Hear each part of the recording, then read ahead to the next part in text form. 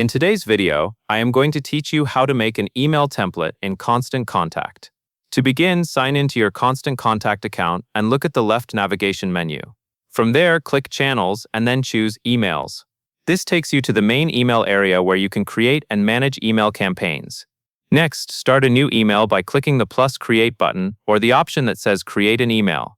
Either choice brings you into the email creation flow. At this point, Constant Contact will prompt you to choose a starting design. Now you will select your template from the template library. Take a moment to browse because the template you choose sets the overall structure for your email. Look for a layout that matches your goal, such as a simple announcement, a newsletter-style layout, or something with a strong call to action. When you find one you like, hover your mouse over that template and click Select. Once your template opens, you will be in the email editor.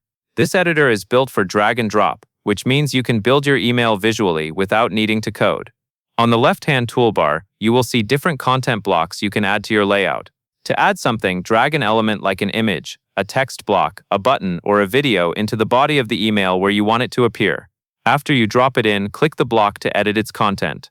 For text, type directly into the area. For images and buttons, use the Settings panel to adjust what they display and where they link. To make the entire email look consistent, use the Design tab.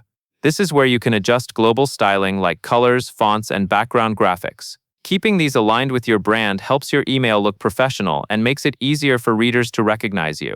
When your design is ready, move on to Settings and Sending. Choose the contact list or segment you want to send the email to so it goes to the right audience. Then add your subject line. Keep it clear and specific since this is what recipients will see first in their inbox. Finally, review everything, and when you are ready, click Send. And that is all there is to it.